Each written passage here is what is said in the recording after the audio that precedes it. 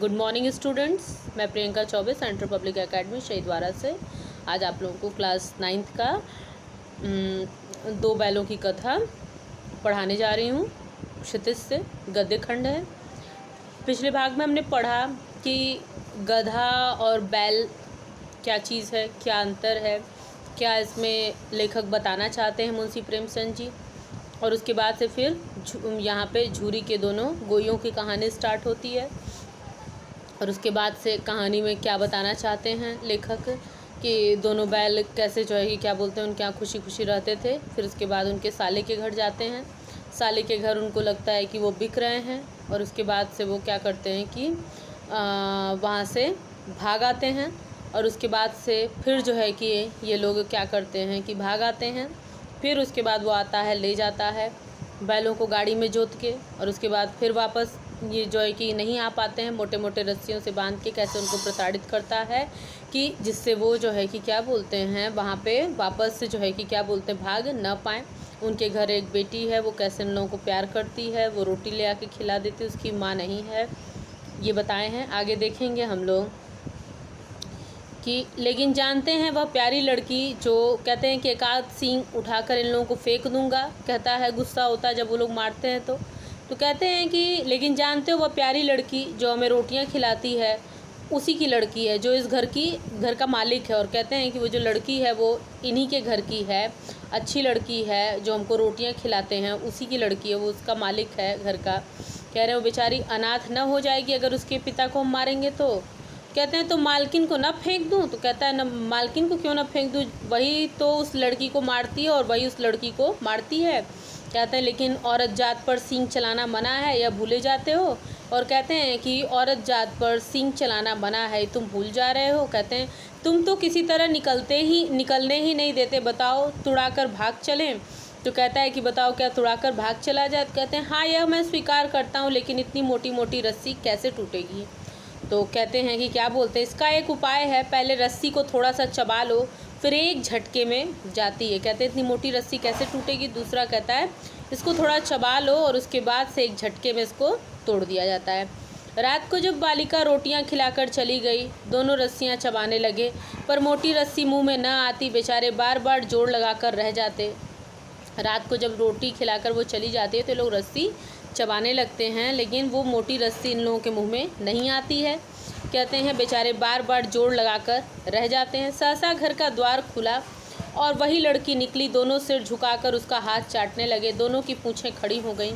उसने उनके माथे सहलाए और बोली, खोले देती हूँ, चुपके से भाग जाओ, नहीं तो यहाँ के लोग मार डालेंगे। आज घर में सलाह हो रही, इनकी नाकों में नाथ डाल दी जाए। और वो अचानक से दरवाज़ा वही लड़की खोलती है और लोग देखते हैं उसको, प्यार करने लगते हैं और दोनों की पूँछें खड़ी हो जाती है और उनके माथे सहला के वो बोलती है कि रुको, अच्छा खोल देती हूँ, तुम लोग भाग जाओ, नहीं तो ये लोग तुम लोगों को मार डालेंगे। कह रहे हैं आज घर में सलाह हो रही है कि इनके नाकों को जो है कि नाथ डाल दी जाए।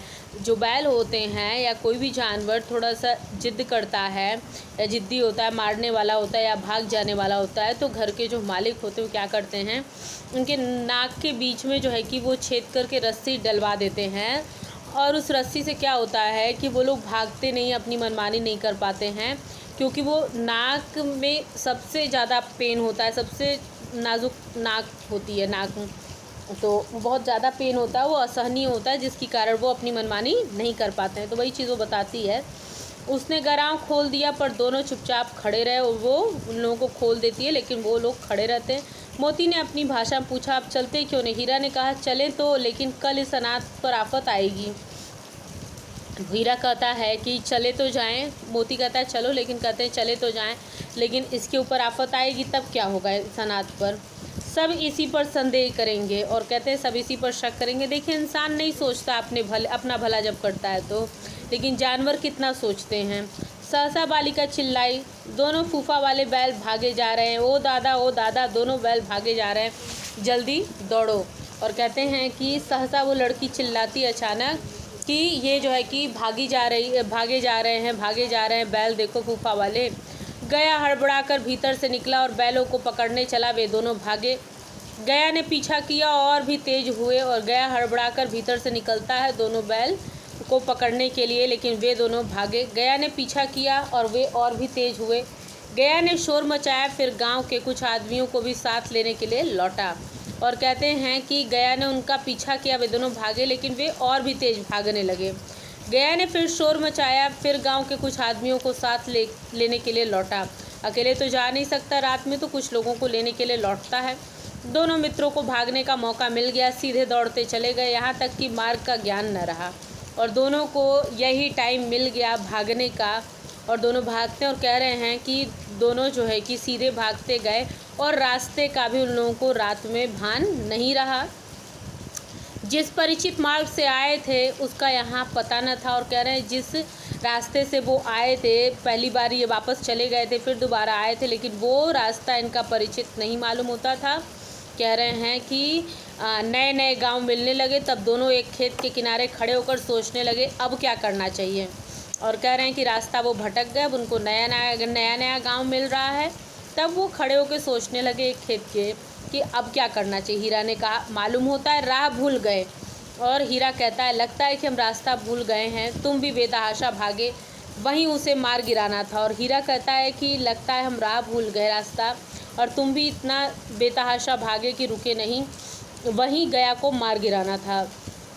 कह रहे हैं उसे मार गिराते तो दुनिया क्या कहती, वह अपना धर्म छोड़ दे, लेकिन हम अपना धर्म क्यों छोड़ें। और कहते हैं कि उसे अगर मार गिराते तो दुनिया हमको क्या कहती, वह अपना धर्म छोड़ दे, लेकिन हम अपना धर्म क्यों छोड़ेंगे। दोनों भूख से व्याकुल हो रहे थे। खेत में मटर खड़ी थी, चढ़ने लगे, रह रह कर आहट ले लेते थे, कोई आता तो नहीं है। और दोनों भूख से व्याकुल हो रहे थे, खेत में मटर खड़ी थी, चढ़ने लगे और रह रह के वो देख लेते कहीं कोई आ तो नहीं रहा है। जब पेट भर गया, दोनों ने आज़ादी का अनुभव किया तो मस्त होकर उछलने कूदने लगे। पहले दोनों ने डकार ली, फिर सींग मिलाए और एक दूसरे को ठेलने लगे। और कह रहे हैं जब पेट भर गया तो दोनों ने आज़ादी का अनुभव किया, मटर मस्त होकर उछलने कूदने लगे। पहले दोनों डकार लेते हैं, फिर सींग मिलाए और एक दूसरे को ठेलने लगते हैं। मोती ने हीरा को कई कदम पीछे हटा दिया, यहाँ तक कि वह खाई में गिर गया। ठीक है, तब उसे भी क्रोध आया, संभल कर उठा, फिर मोती से मिल गया। मोती ने देखा खेल में झगड़ा हुआ चाहता है तो एक किनारे वो हट गया। और कहते हैं कि दोनों मोती से मिलते हैं और देखते हैं खेल में अगर ऐसे खेल में लड़ाई होने वाली है तो दोनों क्या करते हैं, किनारे हट जाते हैं। बोलते हैं अरे यह क्या, कोई सांड डौंकता चला आ रहा है। तीसरा दृश्य है और देखते हैं कि यह क्या है, तो कोई सांड डौंकता हुआ जा रहा है। हाँ सांड ही है, वह सामने आ पहुँचे। दोनों मित्र अब सामने दिखाई देता है कोई सांड आ रहा है। दोनों मित्र बगले झांकने लगे, सांड पूरा हाथी है। और कह रहे हैं वो सांड नहीं है बल्कि हाथी है। उससे भिड़ना जान से हाथ धोना है। और कहते हैं उससे भिड़ने का मतलब है कि जान से हाथ धो देना है, लेकिन न भिड़ने पर भी जान बचती नहीं नज़र आती। और कह रहे हैं कि न भिड़ने पे जान भी बचती नहीं नज़र आ रही है। इन्हीं की तरफ आ भी रहा था, कितना भयंकर सूरत है। और देखते हैं कि इन्हीं की तरफ वो आ रहा है, बहुत भयानक उसकी सूरत है।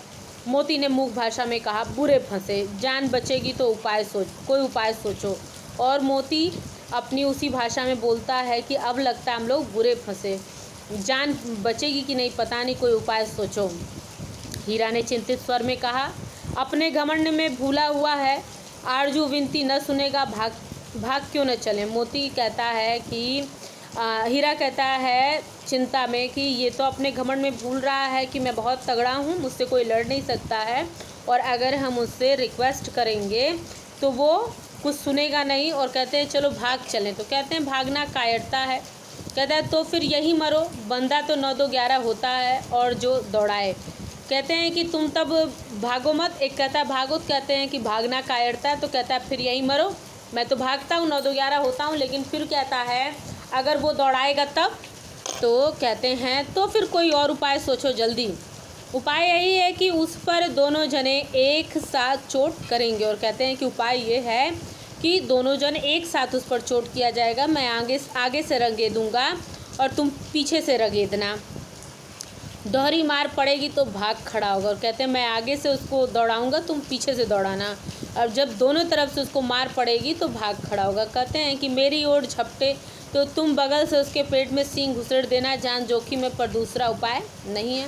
कहते हैं जान तो जोखिम में पड़ेगी लेकिन कोई दूसरा उपाय नहीं है, कायरता नहीं दिखानी। दोनों लोग हिम्मत से लड़ाई लड़ेंगे, एक के ऊपर अगर वो प्रहार करेगा तो दूसरा उसके ऊपर प्रहार कर देगा। इस तरह से हमको करना है। दोनों मित्र जान हथेली पर लेकर लपके।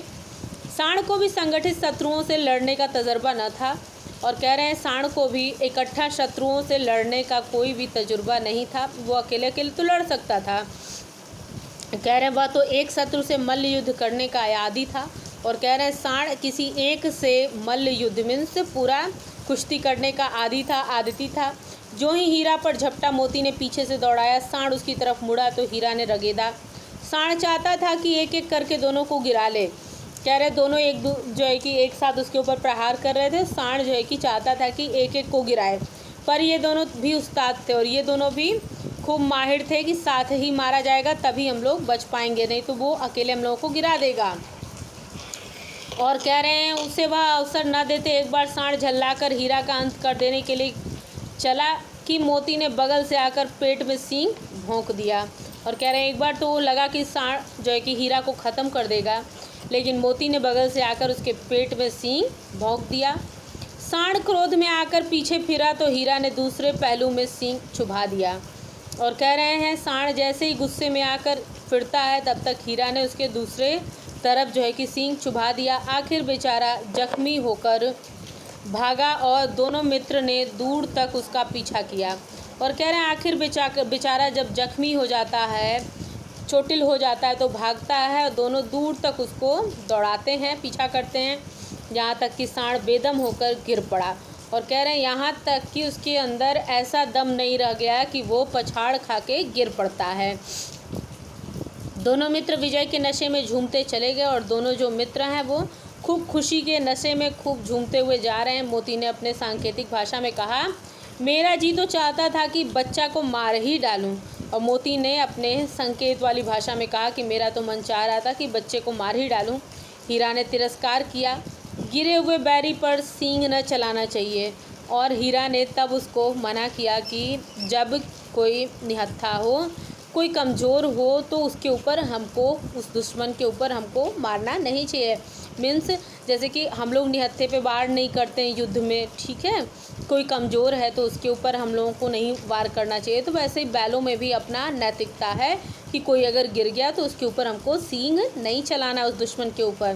कहते हैं यह सब ढोंग है। मोती थोड़ा गुस्सैल है, ठीक है, गुस्सैल स्वभाव का है, लेकिन उसको जो है कि बैलेंस बनाता है हीरा उस चीज़ को, ठीक है ना। कह रहे हैं आप घर कैसे पहुँचेंगे बस सोचो। कह रहे हैं कि पहले कुछ खा लें तो सोचें। सामने मटर का खेत था ही मोती उसमें घुस गया। हीरा मना करता रहा पर उसने एक न सुनी। अभी 2 ही 4 ग्रास खाए थे कि 2 आदमी लाठियाँ लिए दौड़ पड़े और दोनों मित्रों को घेर लिया। हीरा तो मेड़ पर था, निकल गया।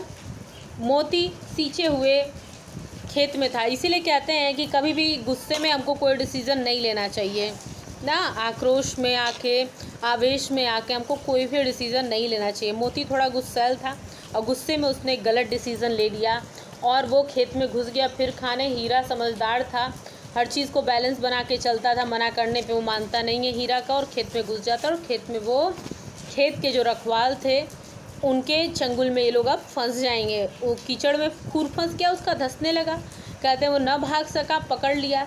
हीरा ने देखा संगी संकट में है। अब देखें यहाँ पे दोस्ती का भी किस तरह से उदाहरण हमको देखने को मिलता है कि मोती परेशानी में हुआ, मोती फंस गया, तो हम लोगों में से कोई इंसान होता तो एक को छोड़ के भाग जाता, लेकिन जानवरों में देखिए किस तरह से मैत्रीता निभाई जाती है, मित्रता।